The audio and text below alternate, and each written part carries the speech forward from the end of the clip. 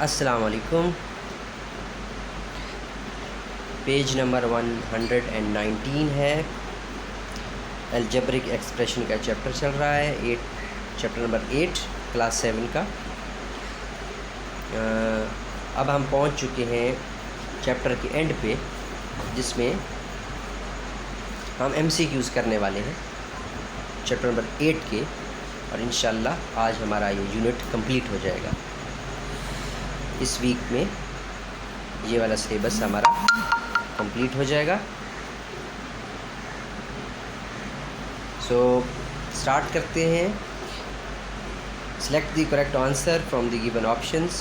पहला ऑप्शन है, क्वेश्चन है जी, an algebraic expression with 3 terms is called a monomial, a binomial, a trinomial, all of this.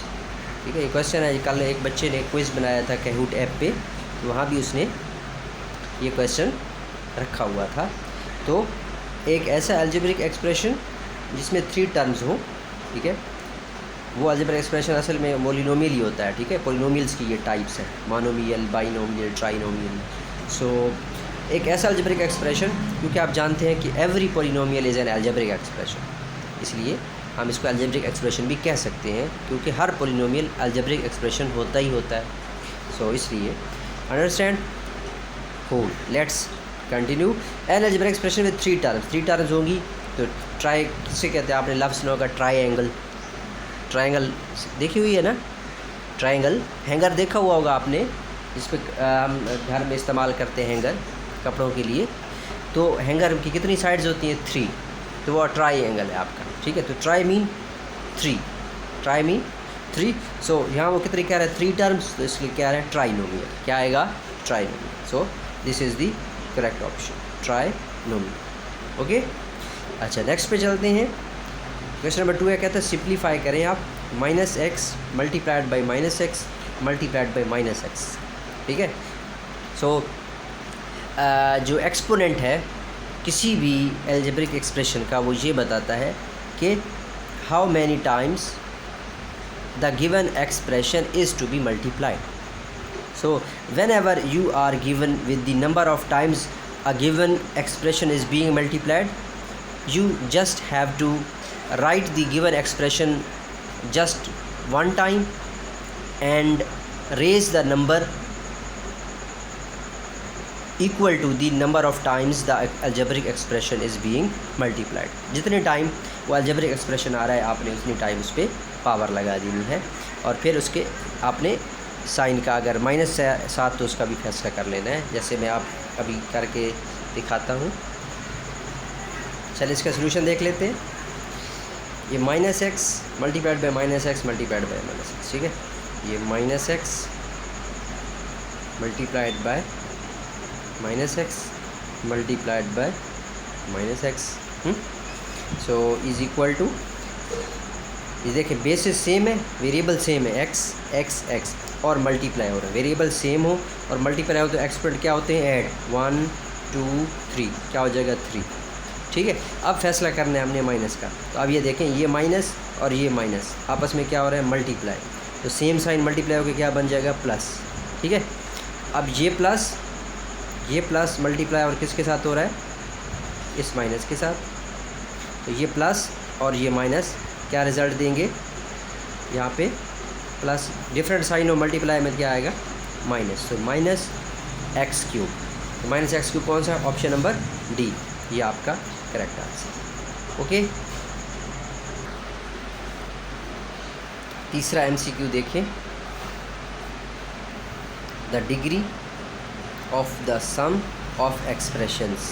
एक expression ये है, दूसरा एक्सप्रेशन ये है। इनका जो सम आप करेंगे, जब इनको प्लस करेंगे, फिर एक नया अलजेब्रिक एक्सप्रेशन आएगा। उस अलजेब्रिक एक्सप्रेशन की आपने डिग्री बतानी है। The degree of the sum of expressions. अच्छा, तो एक अलजेब्रिक एक्सप्रेशन की डिग्री की क्या डेफिनेशन है? The highest power of the variable of a given expression is called its degree. ठीक है, आपने इनके सम की क्या बतानी है? डिग्री।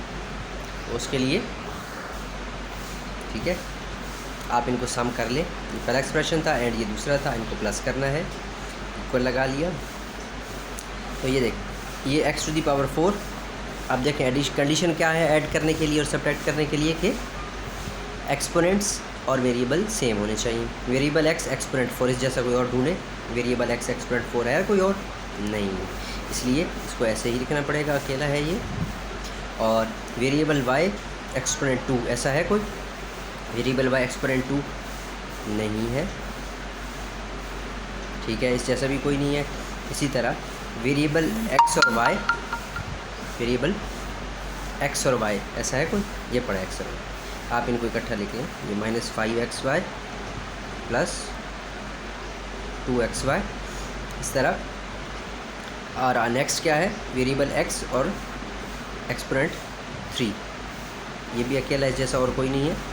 और वेरिएबल y और एक्सपोनेंट 1 वाला और कोई नहीं, सिर्फ ये दो हैं जो आपस में प्लस और माइनस हो सकते हैं, because they have same variables and exponents. So जब आप इसको ऐड करेंगे तो ये x to the power 4 and plus 4y² minus 3xy plus x³ minus y² minus y। देखो हमने इनका सम कर लिया है, इस सम की हमने क्या बतानी है, डिग्री। क्या बतानी है, डिग्री। तो डिग्री क्या होती है किसी भी अलजेब्रिक एक्सप्रेशन की, highest power of the variable, ठीक है, सबसे जो हाईएस्ट पावर होगी उसको क्या लगेगी, डिग्री। देखें जहाँ एक्सपोनेंट 4 है, यहाँ 2 है, यहाँ भी 2 है, जहाँ अगर दो वेरिएबल मल्टीप्लाई हो रहे हो तो फिर डिग्री क्या होती है, उनके आपने एक्सपोनेंट्स को ऐड कर देना। इसलिए इसका डिग्री कितनी है, 2, इसकी 3 है, इसके एक्सपोनेंट 3 है, इसका 1 है। हाईएस्ट पावर कौन सी बनती है, 4। सो ऑप्शन क्या होगा, 4, ठीक है। इसलिए तो the degree of the sum of the expressions क्या होगी, हाईएस्ट पावर 4 बनेगी, तो ये वाला है ऑप्शन नंबर बी। अच्छा नेक्स्ट देखें, take away 2x² minus 10 from x² plus y², the result is. Take away minus, take away मतलब दूर ले जाएं, निकाल लें, किस में से, इस एक्सप्रेशन को निकालना है इसमें से, ठीक है। मतलब ये कि आपने माइनस करना है। जब आप माइनस करेंगे तो क्या आएगा, x² प्लस y² पहले लिखेंगे, और जब माइनस करेंगे तो इनके साइन क्या हो जाएंगे, चेंज। ये प्लस 2x² है, क्या हो जाएगा -2x², और ये -10 क्या हो जाएगा। चलिए देखें, ये आपके सामने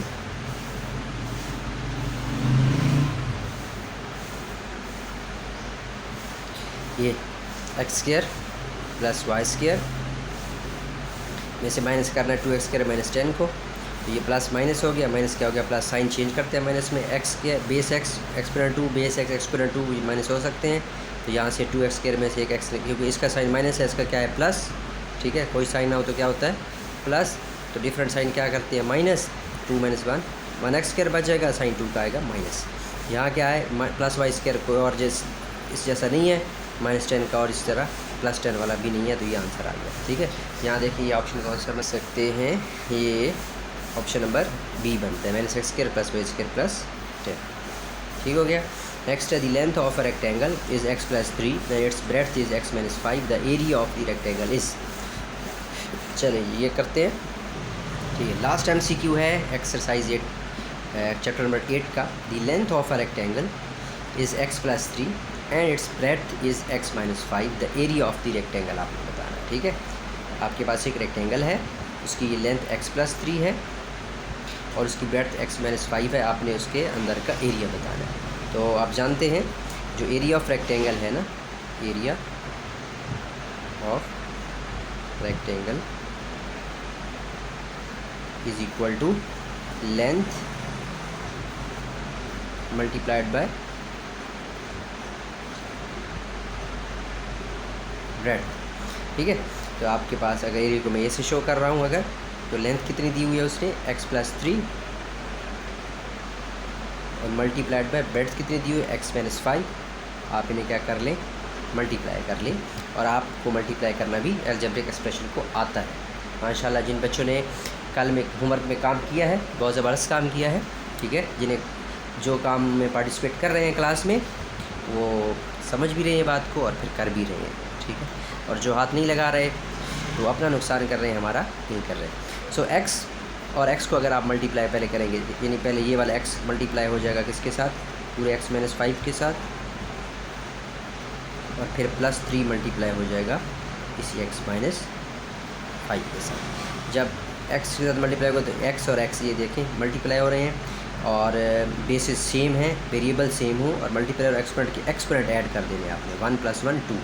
इसी तरह जब और कोएफिशिएंट का क्या करना है, टेबल पढ़ना है, 1 1 द 1, साथ लिखने की ज़रूरत नहीं है। इसी तरह इसका कोएफिशिएंट 1 है, इसका 5 है, 5 1 द 5, साथ में क्या आ गया एक्स, ये माइनस है और इसका क्या है प्लस, तो प्लस माइनस माइनस, ठीक है।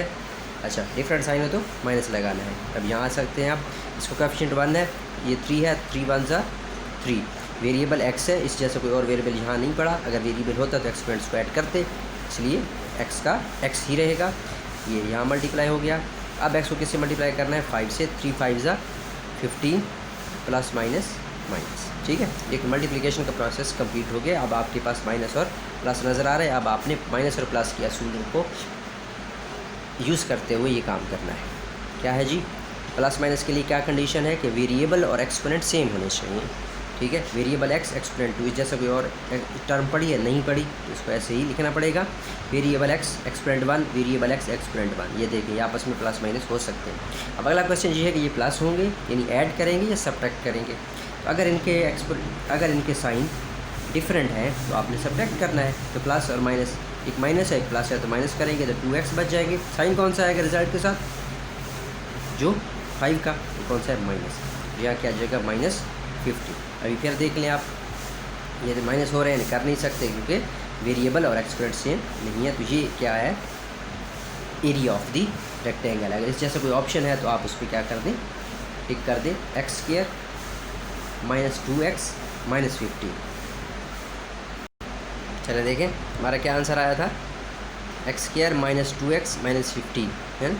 इधर ऑप्शन देखें, इधर इस ऑप्शन में देखें, पहला ऑप्शन है x² + 15, और फिर दूसरा ऑप्शन है x² + 8x -15, तीसरा है x² -2x -15। ये ऑप्शन आपका करेक्ट ऑप्शन है, ठीक है। सो अब आपने चैप्टर नंबर 8 कंप्लीट कर लिया है। तो इंशाल्लाह नेक्स्ट वीक में हम चैप्टर नंबर 9 देखेंगे। ओके, आज के लिए इतना ही। सी यू नेक्स्ट टाइम। अल्लाह हाफ़िज़।